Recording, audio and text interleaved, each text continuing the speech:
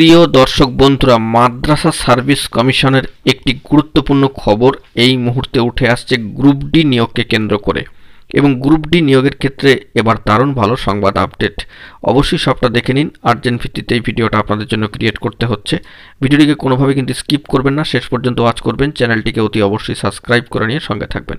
চলুন কথাবার্তা না বাড়িয়ে মূল টপিকে ফোকাস করি। বন্ধুরা, আরও একবার মাদ্রাসা সার্ভিস কমিশনের অত্যন্ত গুরুত্বপূর্ণ খবর। আজকে সন্ধ্যা 6টার পর কিন্তু রেজাল্ট আসতে চলেছে TET O 7th SLST 9 to 12 ক্ষেত্রে, এবং গ্রুপ ডি নিয়োগের ক্ষেত্রেও ভালো সংবাদ উঠে আসছে। এই বিষয়ে সরাসরি চলে এসেছে আমরা অন স্ক্রিনে, এবং সেখান থেকে মাদ্রাসা সার্ভিস কমিশনের প্রেস রিলিজ অংশের 4 নম্বর পয়েন্টটা কিন্তু অবশ্যই দ্রষ্টব্য হয়ে উঠছে।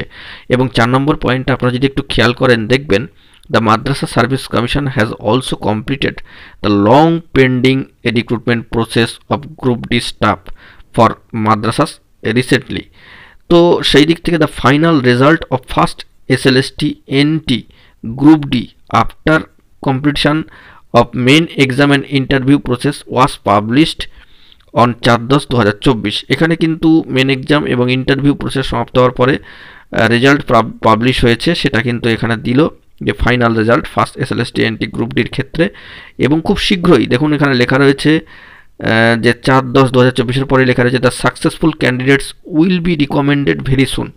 অর্থাৎ দ্রুত কিন্তু কাউন্সিলিং রিকমেন্ডেড করা হবে, প্রার্থীদেরকে রিকমেন্ড করা হবে এবং কাউন্সিলিং প্রসিডিওর কিন্তু শুরু হবে, সেরকমই কিন্তু খবর রয়েছে।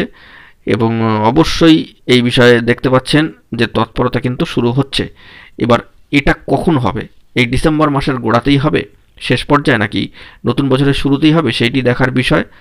এই নিয়ে কিন্তু অফিসিয়ালি কোনো আপডেট খবর এখনও পর্যন্ত বেরিয়ে আসেনি, তবে ভেরি সুন লেখা আছে, মানে কিন্তু বিষয়টি খুব গুরুত্ব দিয়ে বিষয়টিকে বুঝতে হবে। সেক্ষেত্রে কার্যত যাবতীয় কোর্ট কেসের বা কোর্ট অর্ডারের বিষয়গুলো রয়েছে, এবং প্রায় 24,000-এর বেশি প্রার্থীর ক্ষেত্রেও ভাগ্য খোলবার যে সম্ভাবনা সেই বিষয়গুলো রয়েছে। এবং ভেরি সুন যেরকম রেজাল্ট আসার ক্ষেত্রে খুব তাড়াতাড়ি আসবে সেই কথাটা উঠে আসছিল আজকে সেই মহেন্দ্রক্ষণ, তেমনি এই সাকসেসফুল ক্যান্ডিডেটদের রেকমেন্ডেড করার ক্ষেত্রেও, কাউন্সিলিং প্রসিডিওর শুরু করার ক্ষেত্রে, রেকমেন্ড করার ক্ষেত্রে ভেরি সুন অর্থাৎ খুব শীঘ্রই কিন্তু এই প্রসেস শুরু হয়ে যাবে, এমনটাই মনে করা হচ্ছে। তো দেখা যাক পরবর্তী ক্ষেত্রে কি খবর উঠে আসে। আপাতত সংক্ষিপ্ত আপডেটে প্রেস রিলিজ অংশের মধ্যে দিয়ে যে দারুণ ভালো খবরটি উঠে আসলো গ্রুপ ডি সংক্রান্ত বিষয়, তার সবটা তুলে ধরবার জন্য চেষ্টা করলাম। এখন এটুকুই, সকলে ভালো থাকবেন, চ্যানেলটিকে অতি অবশ্যই সাবস্ক্রাইব করে সঙ্গে থাকবেন। ধন্যবাদ।